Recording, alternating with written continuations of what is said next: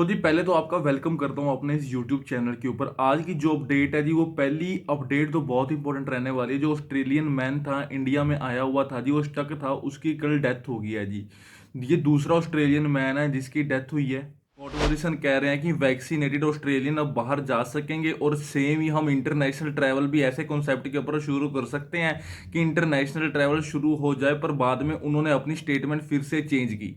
तीसरी जो हमारी अपडेट है जी वो है जी यूनिवर्सिटी जो पूरी डिस्ट्रॉय हो चुकी है इस टाइम पे। वो कह रहे हैं जी हमें अब हमें पैसा दें गवर्नमेंट, कॉमनवेल्थ गवर्नमेंट हमें पैसा दे। पर जो यूनिवर्सिटी पूरी डिस्ट्रॉय हो चुकी है, 35,000 जॉब लॉस्ट हुई है जी इनकी और ज्यादा। सो इनका कहना है जी कॉमनवेल्थ गवर्नमेंट ने हमने बिल्कुल ही निगलेक्ट कर। सो जी अब आगे कुछ प्लान्स की बात। जो एनएसडब्ल्यू का प्लान है जी वो एडवांस स्टेज के अंदर है। सबसे आगे एनएसडब्ल्यू का प्लान है, फिर उसके बाद जी विक्टोरिया का प्लान है, उसके बाद जी क्वींसलैंड का प्लान था पर वो प्लान अब रिजेक्ट हो गया है। अब जी तस्मानिया का प्लान आगे कैसे आ रहा है और डार्विन का प्लान कैसे आ रहा है। डार्विन का प्लान आगे इसलिए आ रहा है क्योंकि डार्विन में 500 बेड्स और ऐड होने वाले हैं। 2000 बेड्स तो पहले थे और 500 बेड्स और ऐड करने वाली है कॉमनवेल्थ गवर्नमेंट, ताकि जी वहाँ पे ट्रैवलर्स को लेके आया जा सके और उनको क्वारंटीन करके फिर दोबारा स्टेट्स के अंदर एंटर किया जा सके। इंटरनेशनल स्टूडेंट के लिए देख रहे हैं, ये देखना इंपॉर्टेंट होगा।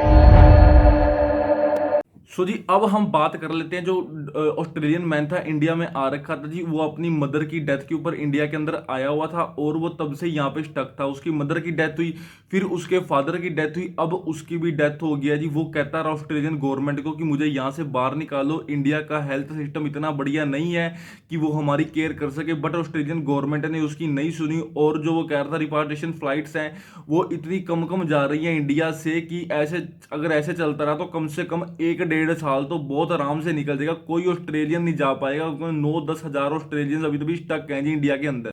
इस बंदे की सोलर की कंपनी थी जी, ये बहुत बड़ी कंपनी चलाता था ऑस्ट्रेलिया के अंदर, ये कंपनी का मालिक था और इसकी बिजनेसमैन होते हुए भी ऑस्ट्रेलियन गवर्नमेंट ने नहीं सुनी। और इस टाइम जो है जी स्कॉट मॉरिसन के ऊपर बहुत सारे बड़े बड़े बिजनेसमैन का सपोर्ट आ रहा है और उनको कह रहे हैं कि अपने आप बॉर्डर खोल दीजिए ताकि हमारा ट्रैवल शुरू होए, हमारा बिजनेस भी ग्रो करे। बट स्कॉट मॉरिसन सभी को रिफ्यूज कर रहे हैं। उन्होंने बहुत ही बड़ी स्टेटमेंट कल एक उसके अंदर बोली है कि ये एक इजी प्रोसेस नहीं है कि आज मैंने कह दिया खोल दो और कल मैंने कह दिया बंद कर दो।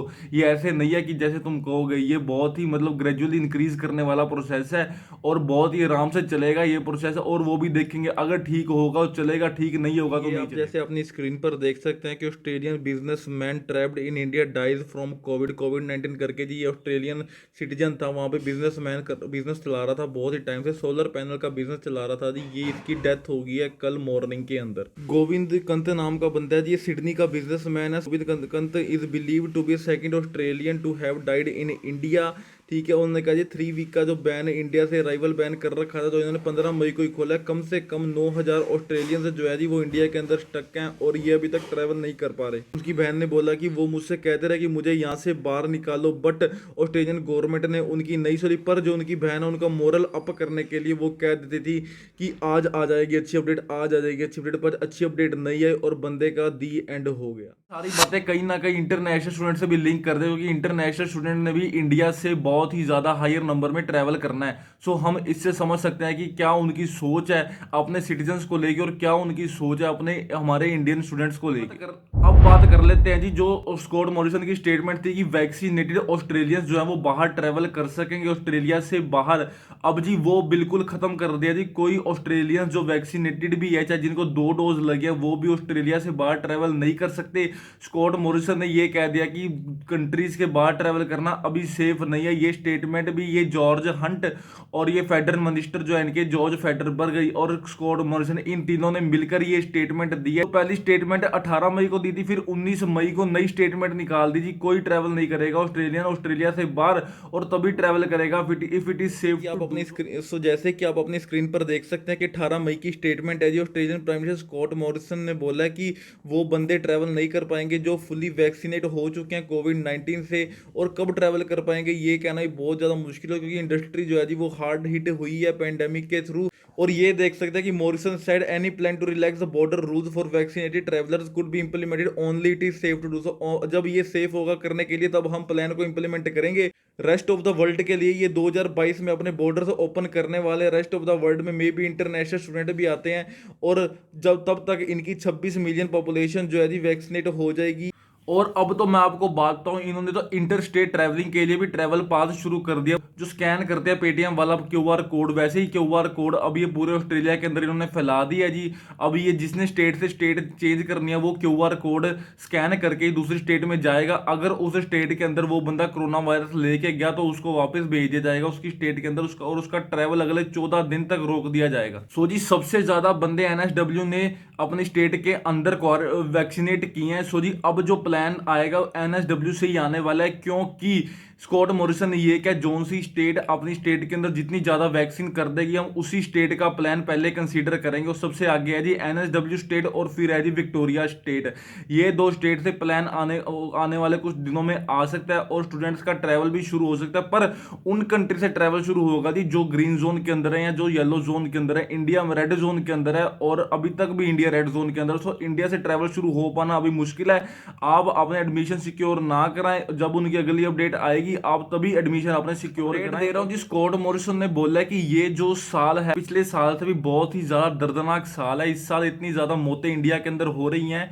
उन्होंने प्राइम मिनिस्टर जसिंडा के साथ मीटिंग करके, न्यूजीलैंड की प्राइम मिनिस्टर है, ये सारी बातें क्लियर करी है जी। इस साल ट्रैवल हम शुरू कर दें ऐसा बिल्कुल नहीं हो सकता। 2022 के मिड से ही ट्रैवल शुरू होगा। कोरोना वायरस इंडिया में होने के कारण भी वो अपनी ट्रैवल शुरू नहीं करने वाले इंडिया के साथ। और लास्ट स्टेटमेंट जो उनकी आई थी, they do not want to import the corona virus into their country. वो इंडिया से तो अपना कोरोना वायरस इंपोर्ट नहीं करना चाहते अपनी कंट्री के अंदर। सो इंडियन स्टूडेंट्स आप प्लीज अपने एडमिशन मत कराइए और अपने एडमिशंस को बात कर लेते हैं। जो ऑस्ट्रेलियन मैन था वो इंडिया में स्टक था, उसने ऑस्ट्रेलियन फेडरल गवर्नमेंट के ऊपर केस किया था जी, वो केस हार चुका है।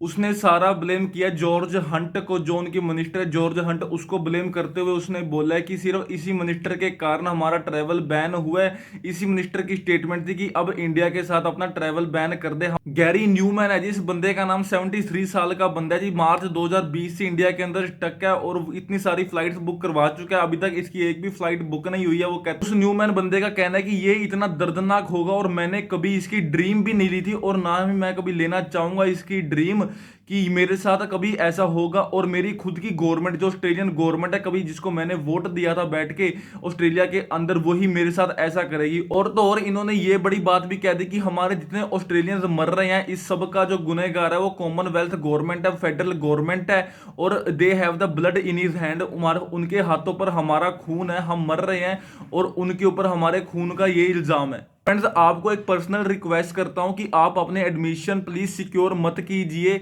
सिक्योर करने को तो हम कल भी कर लेंगे, पर अभी अपने एडमिशन सिक्योर मत कीजिए, क्योंकि इंटरनेशनल ट्रैवल शुरू हो पाना इस टाइम पे बहुत मुश्किल है। 2021 की सिचुएशन बहुत ही ज्यादा बेकार है ऑस्ट्रेलिया के अंदर।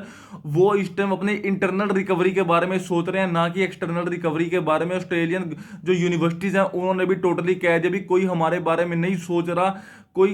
उन्होंने सभी ने हमें निगलेक्ट कर दिया। सो आप इसी से अनुमान लगा सकते हैं कि क्या इंटरनेशनल ट्रैवल का शुरू हो पाना स्टूडेंट के लिए भी इस साल पॉसिबल है।